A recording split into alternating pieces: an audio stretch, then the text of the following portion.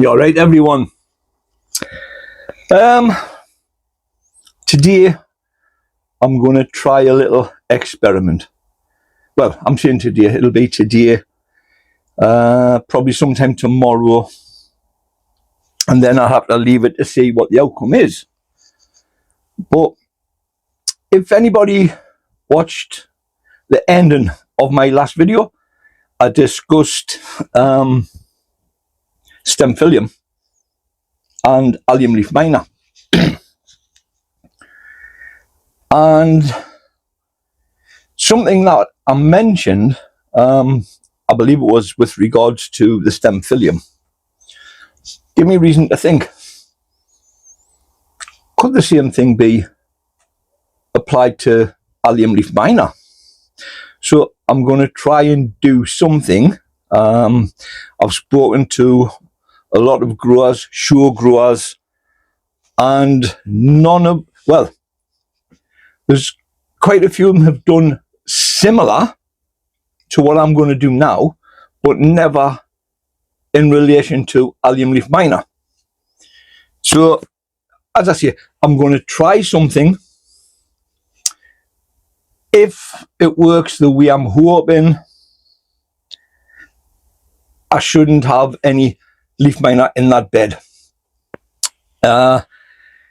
Next to it is my carrot box where I'm growing my carrots, and I had some onions in.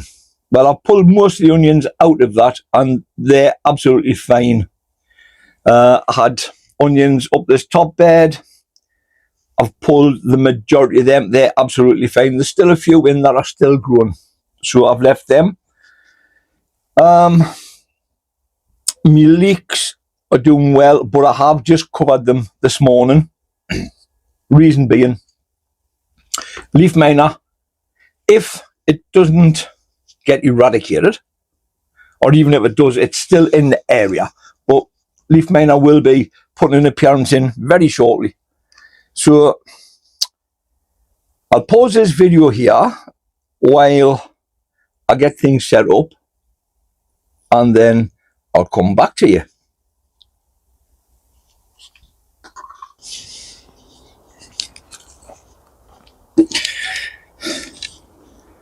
And here we are, about to try something.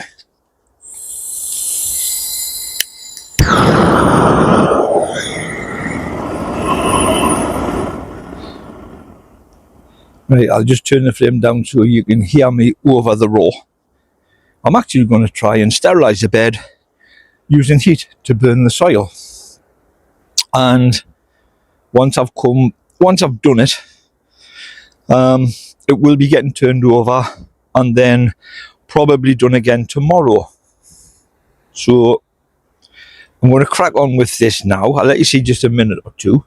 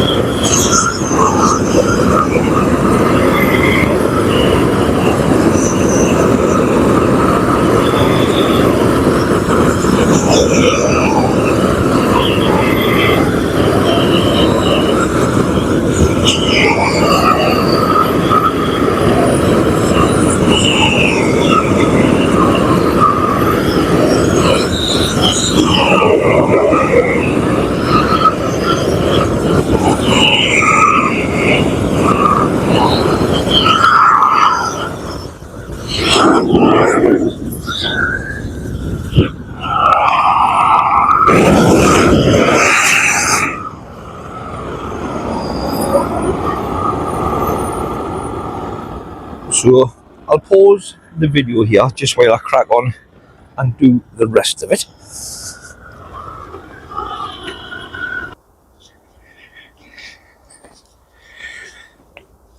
So you can see the smoke coming up the bed. It had its first go. Took a little while with the single burner, so I might put a double burner on just to make it quicker. I'll probably use more gas, but it'll get done quicker. I'll take you back in the shed and I'll explain. So this is a double burner that I think I'll use. I'll just change it over on the bottle and I'll use this probably tomorrow or Sunday. More than likely it will be Sunday. Reason being, I've got my daughter coming up tomorrow with my granddaughter and her partner, and they're just coming up about 4 or 5 hours from Manchester, so I'll be spending most of the time with them. Anyway, back, I had to make some notes because a lot of yous will know I suffer bad memory problems to remember things properly. So I made just a couple of notes just to help us along. But what you're seeing is doing with the soil, burning it. It's a way of sterilizing the soil. So obviously your leaf miner comes, it'll either peck away at your leaf and drop an egg in, or it could lay eggs at the bulb. They'll eat their way down, or as professionals call it, they'll mine their way down, hence Alium Leaf Miner, where the larva will either stay in the bulb or in the stem or the leaf or in the soil. Now apparently they don't go very deep in the soil at all. So I've got no alliums or anything in the bed, so they can't be in the bulbs, they can't be in the leaves, you know. The only place they can be is in the soil. So come, I believe it's September or October, I'll check this, just to be on the safe side. October and November, they pupate into flies. Hence why you'll have your leaf miner still. But it got me thinking with this Dempilium. Some of the sure lads actually empty their trenches, get rid of soil, put brand new in, brand new compost. Some of the lads actually burn it to sterilize it, put it back in, and then they'll mix it with other things such as compost, other types of feed. Pardon me. So it got me thinking, if you can do that with spores, fungus, why can't you do it with basically maggots that are alive, that are just under the surface of the soil? If you burn your soil, then surely you've got to be killing them. Well, that's my thinking behind it anyway. So you've seen me do that. I'm going to turn the bed over later on today. I'll let the soil cool down because, as you've seen, it was smoking. It is really, really hot. Now, I'm only going to dig down about 2 inches and turn it over. Hopefully. Hopefully, he says, hopefully. 2 inches, anywhere between, say, 2 and 5. But I want to try and stay roughly to the 2 inches. Reason being, they will be very, very close to the top. So if I've missed any out on the first time with the burner, if I turn the bed over shallowly, I should catch them on the next run over. I might actually give it 3. Now, a lot of people might say, but you're going to spoil your soil and you're going to kill the microorganisms, etc., etc. Yeah, I get that, 100%, I get that. But once it's done, there'll be more nutrients going in the bed.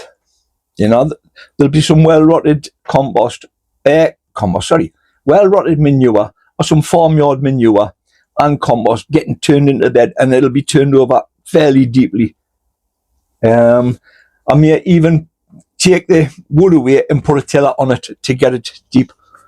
So the nutrients will be put back in. Because it's in a garden, you're still going to get the microorganisms coming back to it. I'm getting good. I've never referred to me note once, apart from to check I had said the right dates, like the months, October, November. But I'll have a look at it, just in case there's something I've missed off. Right. Leaf miner cycle, 2 generations a year, which we know. The first gen emerges in spring from overwintering in the leaves and the stems, the bulbs. I've already said that. Adults emerge late winter, March, April, sometimes in May. So I've said they'll lay their eggs in the leaves, the base of the bulb, whatever. I've told you that the larvae mine, that's proper way, mine down the bulb where they pupate. They can live in the soil. I've went through all that. They'll come out again October to November. So getting back to the soil, I made a little note. Burning can damage the soil structure. Yes, it can. It can reduce its fertility and water holding capacity. Yeah. Putting manure and compost in builds that back up again. But it also kills pathogens, weed seeds, any other microorganisms, good ones, bad ones, but the good ones will come back in anyway. Best of all, I'll put it in big letters actually, yeah. No chemicals involved. Yeah, you'll see people that'll use different things like, say, I don't know, Amistar, things like that. Insecticides, pesticides, all this. Heat isn't using that. But when I'll be setting some onions away in October, they'll be for Pete Trenouth's Giant Onion Growing Challenge, probably 25, 26. And what I'll do 2 more than what I was originally planning. I was planning on doing 6. I'd done far too many last year. So I was planning on doing 6. I'll do 8. I'll keep 6 somewhere else. The other 2, I'm going to plant back in that bed. I'm going to plant other stuff in the bed, but I will put some alliums in. Couple of giant onions, probably a few Ailsa Craigs, just, maybe a half a dozen to say 10 dotted around the bed. And then see what happens with them. I will, this year, I will be treating my onions with spinosad. It's not a cure, it's a preventative measure. So they will be getting sprayed with that, and I'm going to get myself some 0.3 Enviromesh. They will be getting covered. It's a case of once bitten, twice shy, But that's what I'm planning on doing. As I say, I've had onions right next to it in the carrot box. They were absolutely fine. So they've never spread to that, which is only 3 or 4 foot away. The leeks are just on the other side of the carrot box. They're absolutely fine. My onions on this top bed, absolutely fine. So hopefully it's contained to just that bed. And I'm hoping that the end result is I've eradicated the Allium Leaf Miner. Now, if it works, great. Now, I know not everyone has access to gas bottles, roofers' torches, etc., etc. The double one I went out and I bought last week. It's used, a used one, second-hand one. I got that in a little gas bottle. And I gave the guy 65 quid for it. Took it home, lit it. One burner lit, the other one took a while, but then it did light. When I pressed the trigger, I wasn't getting any roaring. It wasn't all on the flame at all. So the next day I was chatting to 2 lads on the site, my mates, Harry and Ronnie. I says, do you know how to boot them? And they said, what's the matter? As soon as I said, pull the trigger, knee roaring, the both of them said, you were using the wrong regulator on the bottle. So Ronnie says, do you want a Rupert's torch? He says, I've got a brand new one in the shed. Now, Ronnie is the lad I got this log burn off. I says, well, I'll have the end of the regulator just to see if the other torch works. So he went away, came back with the torch, complete with the hose and the regulator. So I thought, has the guy sold me a dodgy torch? So I thought, right, I'll put the torch of Ronnie onto the gas bottle the guy gave us, because the end fitting was different, so I cut it off the hose Ronnie gave us. Put it on the original bottle I got with the double burner, lit it, pulled the trigger, exactly the same. I thought, great. So I brought Ronnie's torch down here, went to put it on my gas bottle. I thought, oh, I've left the fitting up at home. So I went back home, got the fitting, come back down, put it on the gas bottle, lit it, pulled the trigger, roaring, as you seen there. So the next day I brought the double burner down, switched that on the gas bottle, lit it. One burner's lighting, the other's still hard to light, but it does light. Pulled the trigger, roaring. I thought, right. So it's been the regulator all the time. But I've got a brand new torch, regulator and hose off Ronnie. So Ronnie, if you happen to be watching this, thank you very much, mate. It really is appreciated. But that was, I did leave a couple of replies to people in the last video saying I was going to be doing a video on an experiment. This is the experiment, and as I say, lots of people won't have access to a Rupert's torch or a gas bottle like that.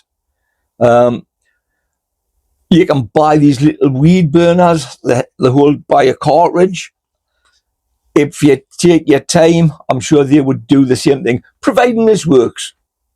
As I say, but you're going to have to replenish nutrients, etc., back into the soil. But I'd rather do that than not be able to use that bed to plant any alliums. You know, your garlic, your onions, your spring onions, your shallots. So burn the soil. It's neither here nor there. Manure, you can get manure from anywhere. More so for that bed, because I'll set my onions with October. There'll be nothing actually growing in that bed till around about March. Now let me check and see when these stupid flies start. Well, late winter, March to April. So I'll get them out either March or April. But as soon as they go out, they're getting covered with Enviromesh. They'll be getting sprayed just before the Enviromesh goes on. I'm not taking any chances this year. More so with me giant onions. Prevention is better than cure, because there is actually no cure. I know Fungicide do say that you can treat your alliums with it, even if the leaf miner's there. But if that leaf miner's been there and you haven't noticed it, and it's gone down into the bulb, then your alliums are knackered. Fungicide isn't going to help. But I just thought I would make that video just to let people know and see how it goes on. So enjoy the rest of your day and have a great weekend, everyone. Bye for now.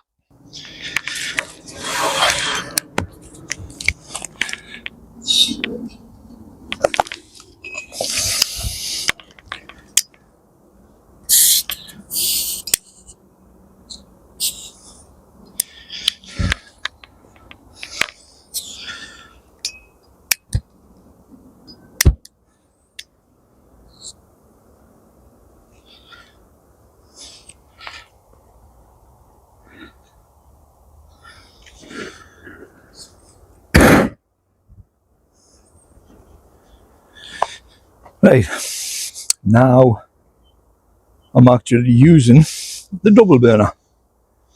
So we'll see what happens here. Because I've turned it over.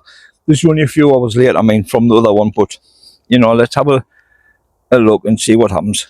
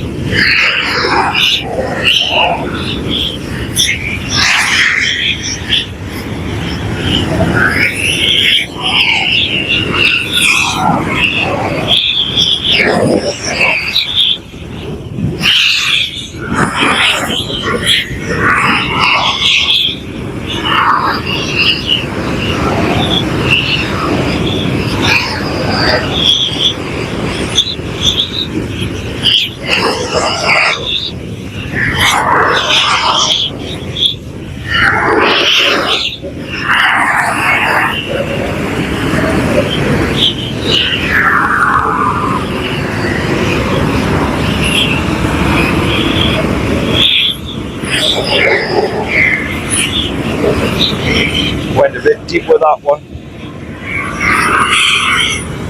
See how hot it is?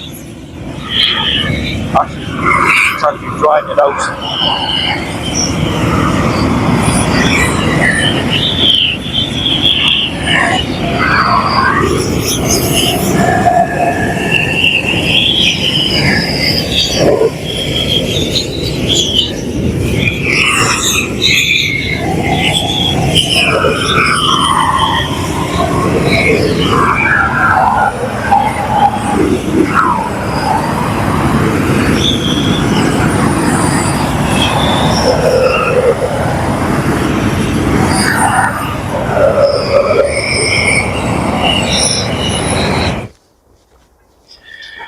Right, go around to the other side now.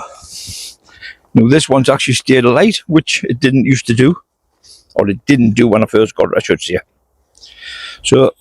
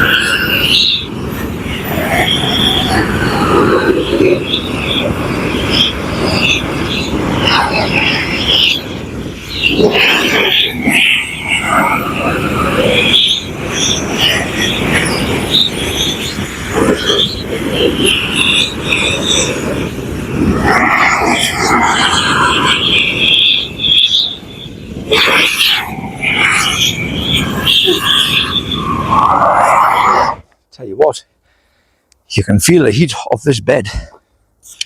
Really hot, and this double burner is quite heavy. So crack on.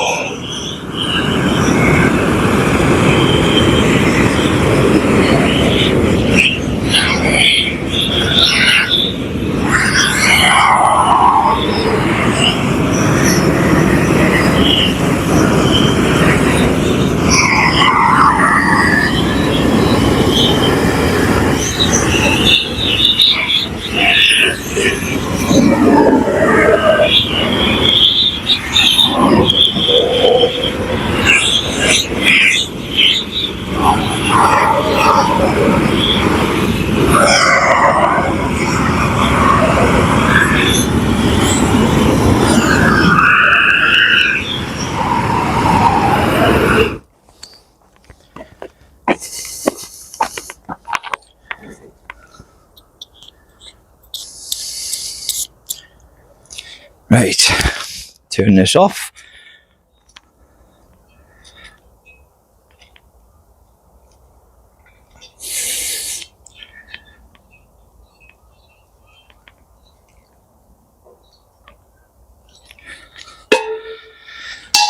Whew.